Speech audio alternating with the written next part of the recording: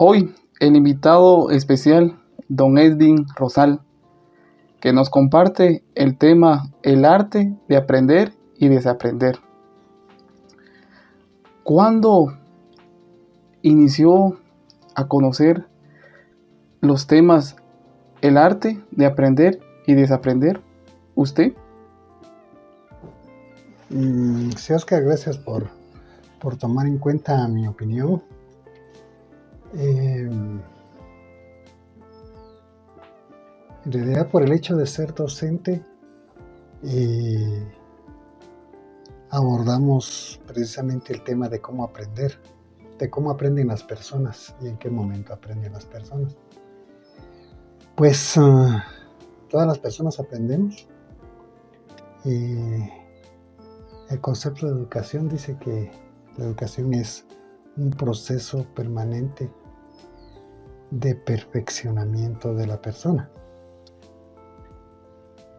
Y en ese proceso permanente de perfeccionamiento, pues tiene mucho que ver el aprendizaje, lo que aprendemos. ¿Y qué aprendemos y dónde aprendemos? ¿Y cuándo aprendemos? Pues aprendemos todo lo que somos. Y aprendemos todo lo que somos desde el momento en que nacemos.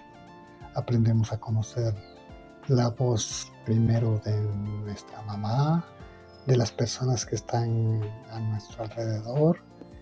Vamos aprendiendo a comer, a caminar, a vestirnos, a hablar el idioma en el que somos criados. Y posteriormente, pues vamos aprendiendo en el transcurso de la vida muchas cosas en el ámbito familiar, o en el ámbito escolar, o en el ámbito de los amigos, del barrio, de la calle, los compañeros de estudio. De todos vamos aprendiendo. Incluso aprendemos de nuestro entorno. Por ejemplo, si el cielo de pronto se está nublando, sabemos que va a llover. Y vamos aprendiendo cuándo se van dando los cambios en el clima, los cambios de las estaciones. Sabemos que se acerca la época de lluvia, sabemos que se acerca la época de tiempo seco, de tiempo frío, y todo por la experiencia. La experiencia nos va enseñando. El entorno, el cosmos mismo nos enseña muchas cosas. Y todo lo vamos asimilando.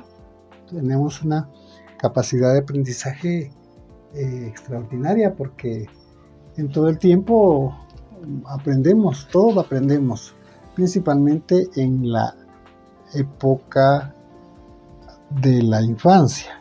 Es donde más se aprende, donde se aprende el idioma que jamás vamos a olvidar. Aprendemos miles y miles de palabras antes de llegar a los 9 años de edad. Tenemos un vocabulario completo del idioma que hablamos. Y posteriormente pues aprendemos la estructura del idioma, cómo escribirlo, cómo entenderlo, cómo descifrarlo, sus grafemas, sus fonemas. Vamos aprendiendo otras cosas relacionadas con nuestro estudio, en distintas áreas, matemáticas, ciencias. Aprendemos cosas del hogar, cómo hacer las tareas del hogar, lo que corresponde a cada quien, si es varoncito, si es mujercita. Todos vamos aprendiendo diferentes tareas, y también vamos aprendiendo cómo relacionarlos en los diferentes roles en los que nos toca vivir, porque no es el mismo trato que le damos a papá y a mamá que el trato que le damos a los hermanos, o que el trato que le damos a los amigos, o a los profesores, o a los vecinos. Son tratos diferentes que tienen mucho que ver con los roles que estamos desempeñando en cada momento. Es decir, en todo el tiempo estamos aprendiendo, y aprendemos una infinidad de cosas, y una infinidad de temas, y una infinidad de situaciones que nos son útiles para el buen desempeño de nuestra vida. Aprender un idioma en la etapa de la adolescencia para luego relacionarnos.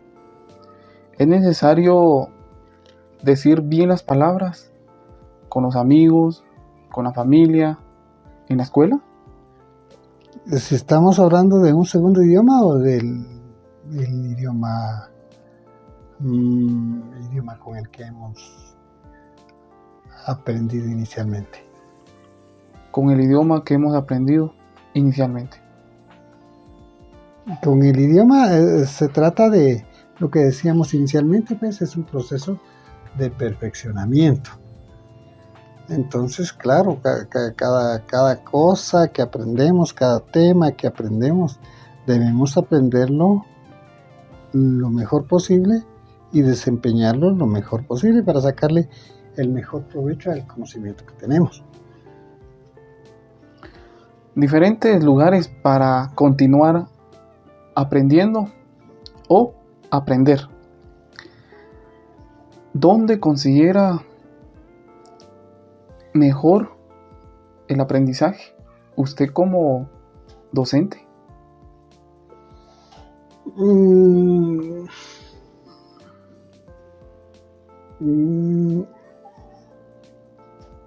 Es cuestionable, pero obviamente el aprendizaje más sano y más saludable y más abundante tiene que darse en el entorno familiar, porque en la familia los papás, que son los primeros educadores, siempre nos van a enseñar cosas buenas, siempre nos van a enseñar cómo protegernos, cómo cuidar nuestra vida, cómo cuidar nuestra salud, cómo cuidar nuestra integridad física y cómo cuidar el funcionamiento de nuestro organismo. Asimismo nos enseña la familia a cómo desenvolvernos socialmente y nos dicen cómo nos debemos comportar, que debemos respetar a nuestros hermanos, a nuestros hermanitos, luego cómo tratar a las personas que llegan de visita o a los profesores, y siempre es un aprendizaje muy, muy saludable porque no tiene un doble sentido o un sentido perjudicial para nuestra vida. Entonces la familia es el lugar más enriquecedor, o por lo menos debería de ser el lugar más enriquecedor en cuanto a lo que la persona aprende en sus primeros años de vida. Continuando el arte de aprender, en la casa o en la familia nos brindan conocimiento para conocer muchas cosas, pero pocas familias profesionales y muchas familias ignorantes, sin conocimiento. ¿Cuál es la diferencia a la hora de recibir una educación para el niño? No hay ninguna diferencia por lo que ya se dijo inicialmente. Los padres de los niños, de los jóvenes y de los adolescentes, generalmente estamos hablando de una familia funcional y de padre y madre responsable, van a inculcar lo mejor para sus hijos. Tengan preparación académica o no la tengan, sean profesionales o no sean profesionales, van a dar lo mejor que tienen según su experiencia para sus hijos.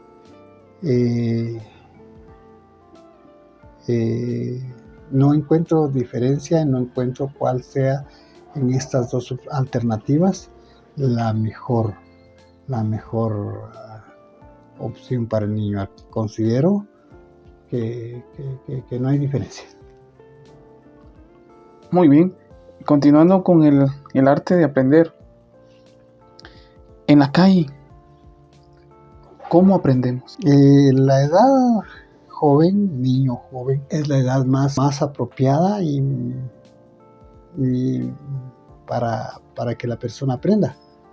Y aprendemos, como ya lo dijimos, de todos los ambientes en los que nos desenvolvemos, ya sea la familia, ya sea la escuela, la calle, la sociedad, el círculo de amigos,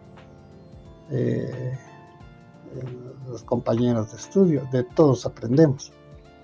Entonces, lo que aprendemos en la calle depende mucho de la sociedad en la que estamos insertados. La sociedad, cuando hablamos de la calle, estamos hablando de la sociedad como ente educador. Y si pertenecemos a una sociedad responsable, culta, con principios, con valores, que es cuidadosa de lo que los niños y jóvenes están viendo, escuchando, y que esto puede repercutir en su formación, entonces el niño joven va a tener la sociedad va a contribuir a su formación. Pero por el contrario, si el niño joven está inserto en una sociedad con falta de valores, donde no se respeta a la persona, donde no se respeta a los bienes, donde no se respeta a los mayores, donde no se respeta a las mujeres, donde no hay respeto, donde no hay valores, y se ve como una práctica normal, pues el niño joven va a aprender a vivir, a sobrevivir en ese ambiente, y lo va a tomar como algo normal y va a replicar estas conductas en su vida adulta. El arte de aprender en los diferentes lugares que visitamos, en un microbús, ¿cómo aprendemos? A nivel local. A nivel local. A nivel local es un muy buen ejemplo, no por el microbús y no por las personas que se conducen en él, sino más bien con los operadores de los microbuses.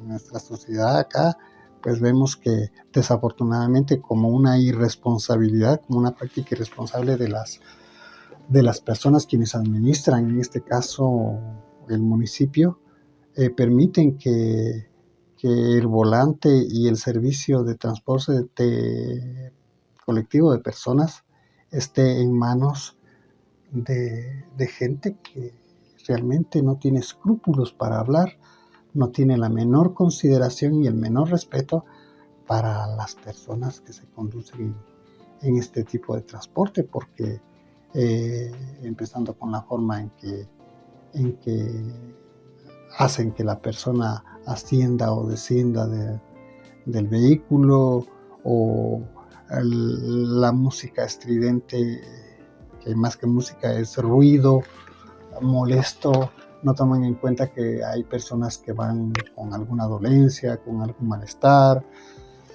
con alguna preocupación, con cansancio por el trabajo, con un pensamiento que tienen que ir resolviendo algo en el transcurso de su camino. No, estas personas realmente es un atentado a la dignidad de los usuarios. El microbús, mejor dicho, los operadores de los microbuses a nivel local, desafortunadamente también pueden influir en la educación de los niños jóvenes que se conducen, porque al escuchar frecuentemente que estas personas hacen uso de vocabulario inapropiado, ofensivo, que degrada a las personas, y que no haya nadie quien les censure, pues sencillamente el niño joven lo considera como algo normal, y de tanto escucharlo, pues va asimilando el lenguaje grotesco, abusivo y irrespetuoso, y que en algún momento, como he dicho, lo replican en su entorno. Continuando con el tema, otro lugar que las personas visitan continuamente, el Parque Central de Quetzaltenango. ¿Qué aprender del lugar? Pues no diríamos solo en el parque como un punto específico, exclusivo, sino que la calle misma da lugar a que se pueda ver y escuchar de todo. Porque en la vía pública podemos encontrar desde personas que están muy saludablemente en en una charla, en una tertulia, hasta personas en estado de ebriedad o bajo efectos de drogas que insultan, que agreden, que ofenden, que denigran a otras personas. Puede escucharse de todo. Y solo va a ser la madurez de la persona que escucha o que se adentra en estos medios. La madurez de la persona va a permitir que asimile o no lo que ve, lo que escucha. Pero sí, como ente educador, la calle puede en un momento determinado ser también una influencia negativa para los niños y jóvenes. Continuando, la ciudad quetzalteca, sus diferentes lugares o sus diferentes puntos, ¿qué lugar o qué lugares para continuar con el aprendizaje? Si tomamos en cuenta que el primer ente educador es la familia, el siguiente, según la formación, según la costumbre, según la espiritualidad de las personas, el segundo ente educador, yo diría que viene siendo la iglesia. Porque en nuestro medio, en el medio local, la mayoría de personas profesan una religión y llevan a sus niños precisamente a esa formación religiosa, donde igualmente van a aprender o se pretende que aprendan cosas positivas para su vida, llenas de valores y de cosas buenas. Seguidamente, el tercer ente educador viene a ser la escuela, que es ya quien da una formación ya formal de algunos temas en específico, ¿no? Desde idioma o idiomas, porque ahora se habla de idioma materno, de L1, de L2 hasta de L3.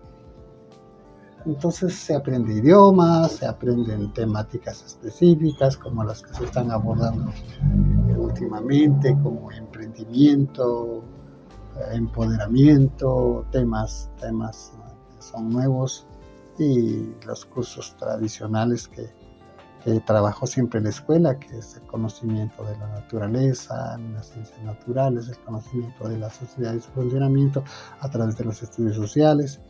Y eso, pero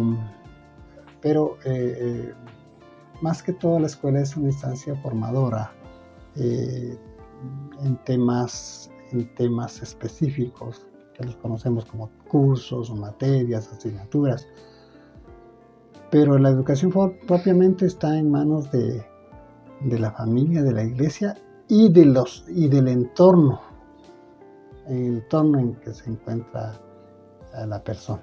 La escuela, ¿cómo ayuda en el proceso de aprendizaje al joven, al niño, al adolescente y al anciano? La escuela es ahí donde entra el tema que nos ocupa. La escuela tiene una doble misión. La primera es de formar, y tomemos el término completo, el término integral. Uh-huh.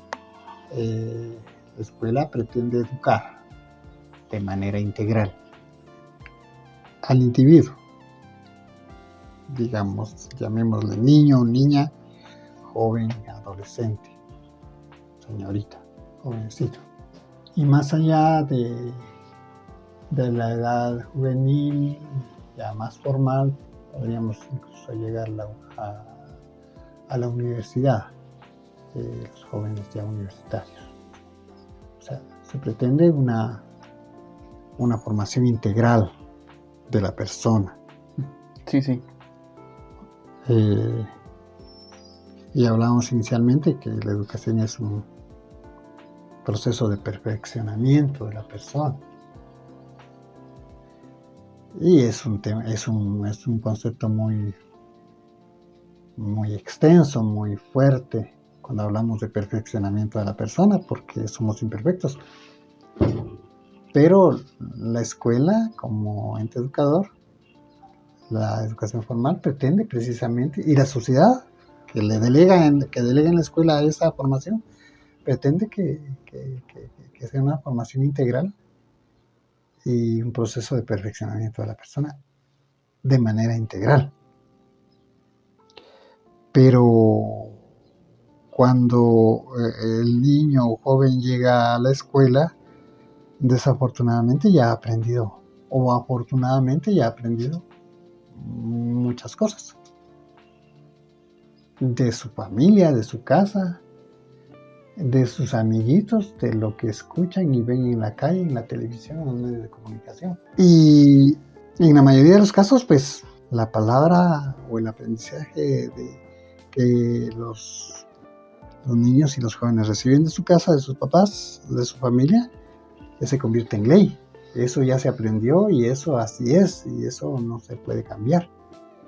Entonces, cuando la escuela pretende que los estudiantes adquieran nuevos conocimientos, pero en el tema relacionado ya los estudiantes ya tienen cierto tipo de formación, por ejemplo en el lenguaje, en la forma en que hablamos, en la forma en que saludamos, en la forma en que hacemos el trato con las otras personas. El niño joven ya lleva un patrón de comportamiento, de conducta, que a veces no es la mejor y en muchos casos es indeseable. Un lenguaje que se escucha en la casa o en el vecindario, que no solo no es el mejor, sino que es nocivo, es agresivo.